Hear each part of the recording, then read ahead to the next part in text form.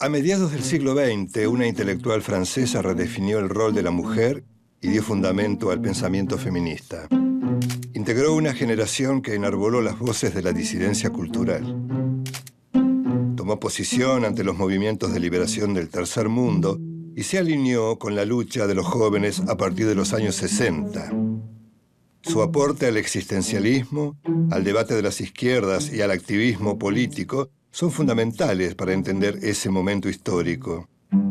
Su relación con el hombre de su vida, el filósofo y novelista Jean-Paul Sartre, marcó a una generación de admiradores que copiaron su modelo de convivencia.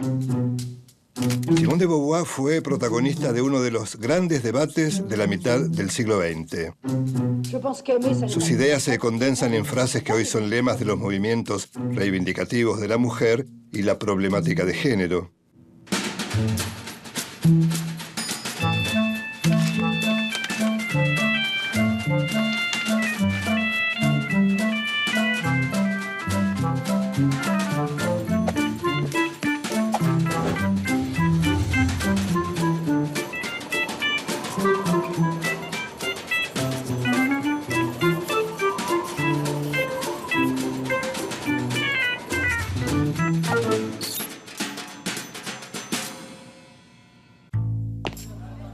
Simone de Beauvoir nació en 1908 en una familia de clase media alta parisina en plena decadencia.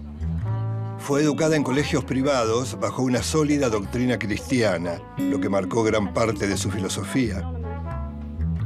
En 1929 conoció a Jean-Paul Sartre en la Sorbona de París, donde ambos estudiaban filosofía. A partir de ese momento establecieron una relación cuyo mayor valor era la libertad total de cada uno, incluso en el terreno sexual. Ambos buscaron una forma de mantener la libertad individual y disponer de espacios para estar juntos. El vínculo entre los dos duró hasta la muerte del filósofo en 1980. Simone de Beauvoir se propuso desde muy joven ser escritora. Para ella, escribir se transformó en su proyecto esencial. Fue el medio para comprender el mundo y contarlo. A través de la escritura expresa su proceso de construcción como persona, desde su infancia hasta su vejez. Ella misma es la materia de su producción. Los cuadernos de juventud son los primeros testimonios de un proceso de autoafirmación y liberación de sí misma. Este propósito se desarrolla en otros libros y se completa con Memorias de una joven formal. En La mujer rota, cuestiona el modo de vivir de ciertas mujeres que aceptan un sometimiento al que llama mala fe. La mala fe es tema central del existencialismo. Beauvoir confronta a ciertas mujeres y les reclama una acción emancipadora. En La plenitud de la vida examina las razones de su rechazo al matrimonio y afirma que con Sartre no tenían interés en prolongarse en otra existencia. La imagen de Simone de Beauvoir quedó ligada a uno de sus textos más trascendentes y polémicos. La aparición del segundo sexo conformó la segunda ola del feminismo.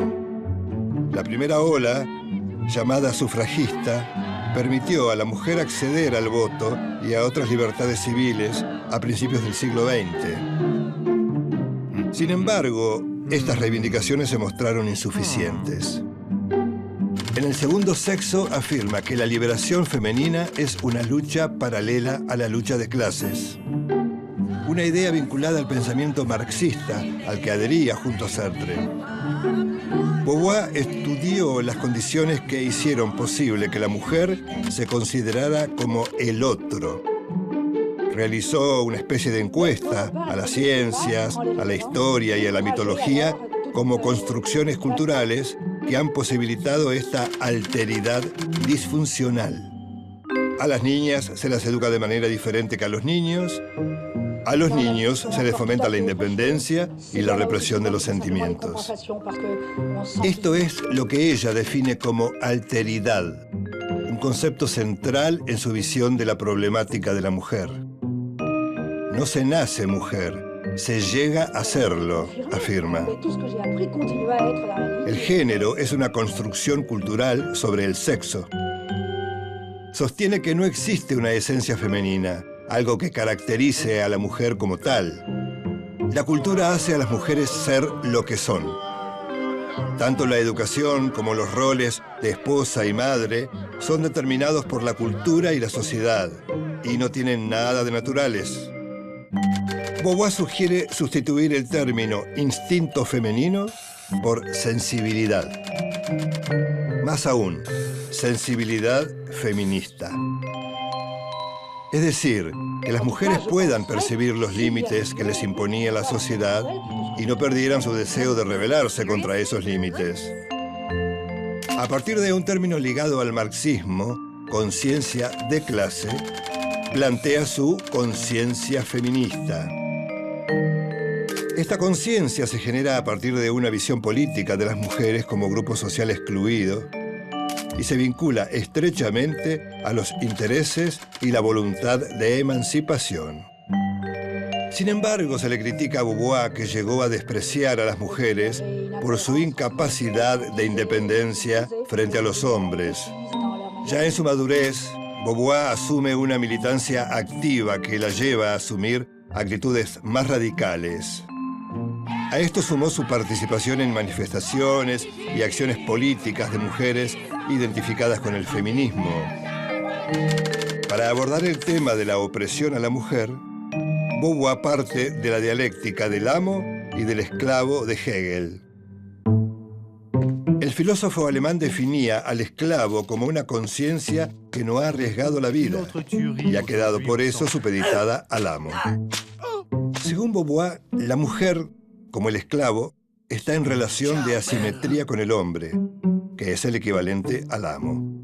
El esclavo se reconoce como humano en la conciencia libre del Señor y lo ve como su ideal. Del mismo modo, la mujer depende, para sus decisiones, de la voluntad del hombre. Ella predica el modelo de emancipación económica como claves para la liberación de las mujeres. Beauvoir dice que fecundar y amamantar no son actividades, son funciones naturales que no suponen ningún proyecto. Entiende al lesbianismo como una decisión personal y lo asocia a una situación de venganza contra el género masculino. En años recientes, este argumento de Beauvoir fue rebatido por las nuevas teorías de la diversidad sexual. Los nuevos paradigmas cuestionan la existencia de categorías tales como las de hombre, mujer, heterosexual, homosexual, bisexual y lesbiana, entre otras. El género y la sexualidad son frutos de mecanismos discursivos y de poder, dicen estas nuevas prédicas. El existencialismo de Sartre y Beauvoir afirma que todo sujeto trasciende y se afirma a través de los proyectos. Lo que importa es el proyecto propio, aquello a lo que se le da sentido a través de la acción, o sea, lo que permite trascender. Hacerse ser consiste en realizar acciones que son el cumplimiento de los proyectos y fines que cada uno se propone. Si no concreta el proyecto, concepto central del existencialismo, el individuo se queda como estaba, no trasciende. Esto es vivir en la inmanencia, ser alguien que no trasciende. Las mujeres son seres relegados a vivir en la inmanencia. Cuando se cae en la inmanencia, el propio sujeto acepta su cosificación y se convierte en un sujeto inmoral. Por eso, el no realizar la trascendencia se convierte en una falla moral. Si hay algo que desde fuera impide realizar la trascendencia, estamos frente a la opresión. En ambos casos es un mal absoluto. La cultura y la sociedad le impiden a la mujer realizar la trascendencia. Para Beauvoir, la sociedad patriarcal oprime a la mujer y la condena a vivir en la inmanencia. El patriarcado es el sistema de dominación básico sobre el que se levantan todos los demás sistemas de dominación, como los de raza, clase social, religión. En consecuencia, sostiene que no puede haber verdadera liberación de las mujeres si no se destruye el patriarcado. Al crear herramientas para trabajar y sobrevivir mejor, el hombre empieza a dominar la naturaleza. Al apropiarse de las riquezas del mundo, experimenta su poder. Se realiza como existente. Beauvoir define al patriarcado como política sexual. Es decir, la relación entre los sexos es una relación de dominación del grupo de los varones sobre el grupo de las mujeres. A esto se suman el mito y la religión que relegan a las mujeres a la categoría de otras. Ese proceso histórico de sometimiento se revierte con la liberación de la mujer. Hacia la liberación es el título del último capítulo de El segundo sexo.